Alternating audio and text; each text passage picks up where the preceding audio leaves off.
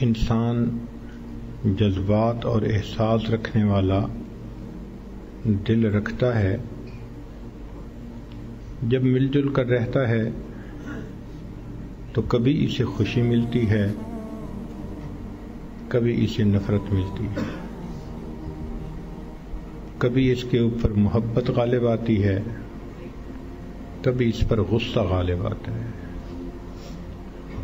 یہ انسان کی مختلف کیفیات ہیں۔ اس کی مثال یوں سوچئے کہ جیسے برتنوں کو ایک جگہ رکھا جائے تو وہ کھٹکتے ہیں، آواز آتی ہے، اسی طرح انسان جب مل جل کر رہتے ہیں تو ان کے درمیان بھی بسا اوقات رنجشیں ہو جاتی ہیں۔ لیکن اچھا انسان وہ ہے کہ جو غصے کے عالم میں اپنے آپ کو قابو کر لے۔ غصے میں بے قابو ہو جانا یہ کوئی اچھی علامت نہیں ہوتی۔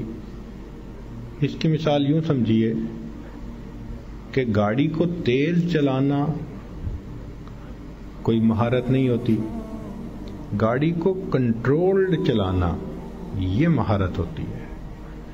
وہ تو بچے کو سٹیئرنگ پہ بٹھا دیں اور وہ سپیڈ کو دبا دے تو گاڑی تیز چلے گی۔ تو تیز چلانا کوئی مسئلہ نہیں ہے، کنٹرولڈ حالت میں چلانا یہ مہارت ہوتی ہے۔ سیدنا حسین لانو کے گھر ایک مہمان آتا ہے، آپ نے اپنی باندی سے فرمایا کہ اس کے لیے کچھ شوربہ لاؤ۔ جیسے آج کل ہم چائے پیتے ہیں تو عربوں کے زمانے میں گھروں میں شوربہ ہوتا تھا تو بس گرم کر کے وہ دے دیا کرتے تھے۔ باندی گئی اور اس نے گرم گرم شوربے کا پیالہ بھرا اور لے کے آنے لگی۔ جب کمرے میں داخل ہونے لگی تو وہ کہیں دیکھ رہی تھی اور پاؤں جو کہیں اٹکا تو سارا کا سارا گرم شوربہ سیدنا حسین لانو کے اوپر آ کر گر گیا۔ اب ذرا اندازہ لگائیں کہ بوائلنگ واٹر اگر گرے جسم پر تو کتنی تکلیف ہوتی ہے۔ تو سیدنا حسین لانو کو بہت غصہ آیا کہ اتنی بے دھیانی۔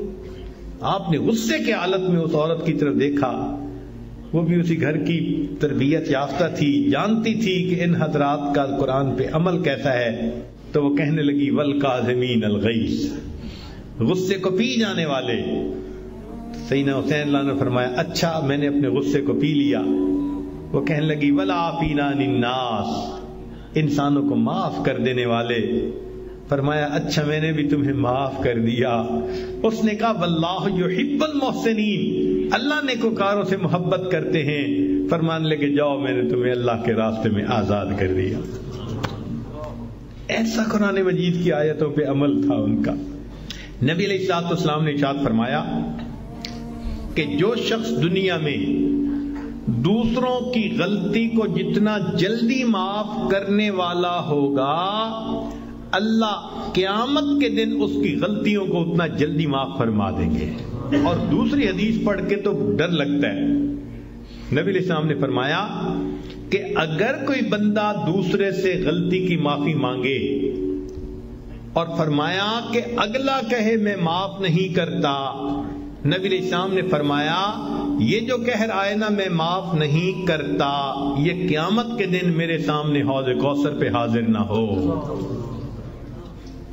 یعنی دوسرے لفظوں میں اللہ کے حبیب صلی اللہ علیہ وسلم نے فرمایا میں اس بندے کی شکل نہیں دیکھنا چاہتا۔ آج تو یہ حال، خامد بیوی کی غلطی کو معاف نہیں کرتا، بیوی خامد کی غلطی کو معاف نہیں کرتی۔ اللہ اکبر کبیرہ۔ سوچئے تو صحیح ہمارے دل کی حالت کس قدر بری ہو چکی ہے، اپنوں کو معاف نہیں کرتے۔ ایک بزرگ تھے، حج کے سفر پر گئے، ان کے ہاتھ میں ایک تھیلا تھا، اس میں ان کے پیسے بھی تھے، سارا کچھ تھا۔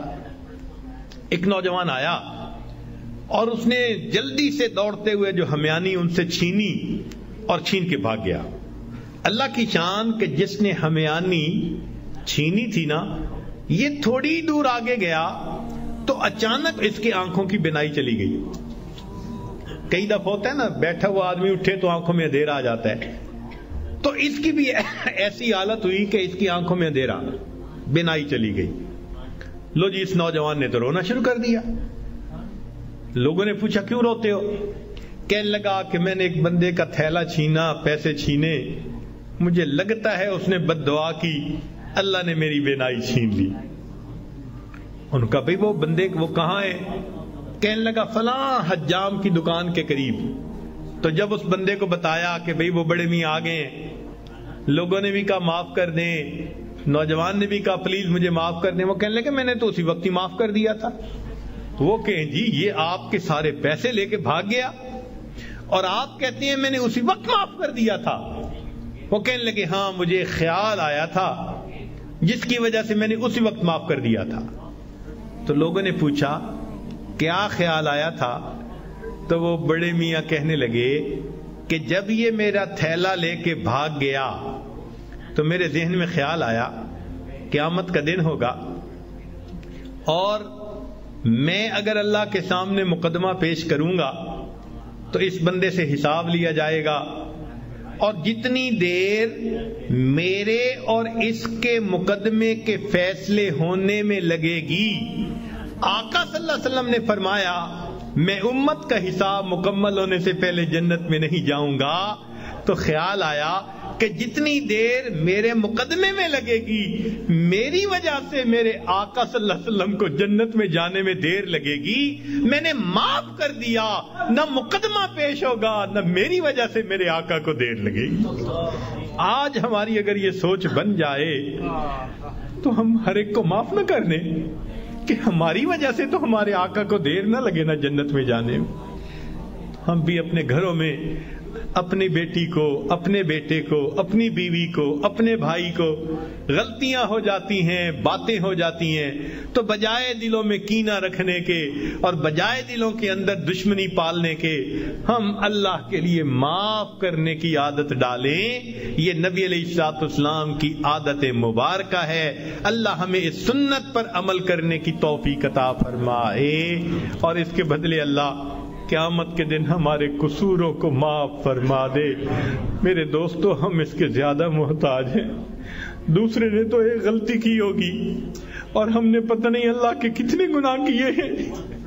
اگر ایک غلطی کو معاف کرنے پہ وہ پروردگار سب گناہوں کو معاف کر دے تو سستا سودا ہے۔ اس لیے جب بھی کوئی معافی مانگے یا نہ بھی مانگے، اللہ کی رضا کے لیے اللہ کے بندوں کو معاف کر دیا کرو۔ اللہ تعالی ہمیں اس صفت کے ساتھ بقیہ زندگی گزارنے کی توفیق عطا فرمائے۔ وآخر دعوانا ان الحمد للہ رب العالمین۔ لا الہ الا اللہ محمد رسول اللہ علیہ صلاة اللہ وآلہ والأحبہ۔ لا الہ الا اللہ محمد رسول اللہ علیہ صلاة اللہ وآلہ